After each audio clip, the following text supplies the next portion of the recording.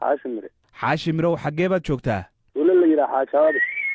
xaggee bay ku taallaa tirikiri iyo matawaan bay ka dhaxaysaa adigu ma tuulada ayaad degan tahay mise waxaad ka mid tahay dadka xoolo dhaqatada ee deegaanka tuuladana waa deganaa xoolo dhaqatadana waa ka mid ah wax war ah ma ka haysaan haddii aad tihiin dadka xoolo dhaqatada xaashiyow ee ku nool deegaankaasi aad igala hadlayso in xanuun dunida ka jiro islamarkaana uu dhibaato badan ka geysanayo waxaan kala socdaa wax dhibahoo dadka dhibahaya inuu yahay inkastousa aad noo soo gaarin annaka inuu dhib yahay oo dadka dhibaataynayo maxaa la idinkugu sheegay inuu yahay xanuunkan iyo magaciisa virus baan ku maqalnay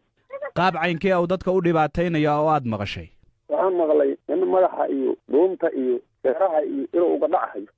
xaggee baad ka maqashay warkiisa xanuunka waxaan ka maqlay meelaha u sokeeya xamar iyaan ka maqlay dhulka xoogaa dadkaas ajanabiga dhulkiisana inuu aad u soo galay oo dad badan ka halakiyey ajanabiga maxaad ula jeedaa xaashi dadka aan annaka ahayn oo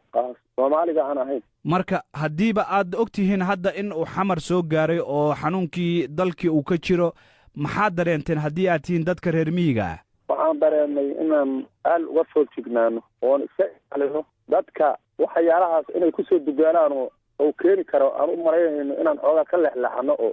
aan ka jiirayno oo aan idhaahdo iyakana aan xoogaa geesgees aan ka marno qaab caynkee ah ayaad uga feejignaanaysaan marka xanuunkan waxaan uga feejignaanaynaa dadku meel bay joogaa dadka dhan kuma wada faafsanaa waayahay ilaa iyo hadda miyiga xanuunkaasi ma ka maqashay dad uu ku dhacay ama ma soo gaaray maya weli nama soo gaarin maxaad ka maqashay wararka la xidhiidha wacyigelinta xanuunkan iyo qofka waxaa la rabo inuu sameeyo marka uu taxadarayo waxaan ka maqlay dhanka iyo afka iyo duubanaysaa waa ka fogaanaysaa marka aad eegto dadka xoolo dhaqatada xanuunkan iyo halista uu leeyahay ma ku baraarugsan yihiin waa baraarugsan yihiin aad bay ogyihiin waa aad uga foolsigan yihiin waxay isleeyihiin meeshaas maanta qofkaas iyo waxaas arday xoogaa asay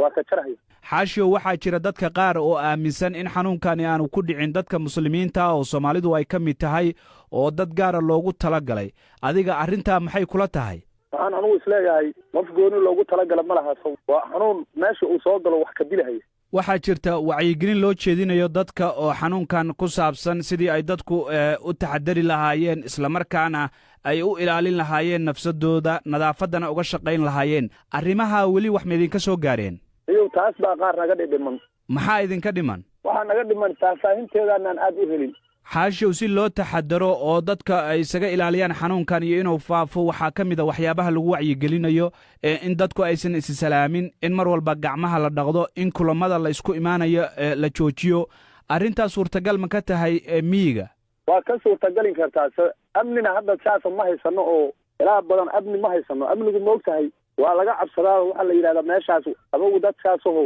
wacdigelinta iyo fiiro dheer iyo laho laysuma imaan kara yidhahdaa dadku waa ku kala cabsadaa ma ogsoonta amni ma haysano ma waxaad ula jeedaa in loo baahan yahay ciidamo dadkii ku amra in ay qaataan wacyigelinta amni uma haysano waxa weeye dad amniyaho dad kale intaasaa u imaanina iyo intaasaa isu imaanina layskuma imaan karo dad yidhaahdo dadku uu ka cabsado sidiisa kale wacdigelinta kale waa aqabnaaho waa kala fogaanaynaaho xoogaa dadku galaa badan ba iskuguba yimaado sidaas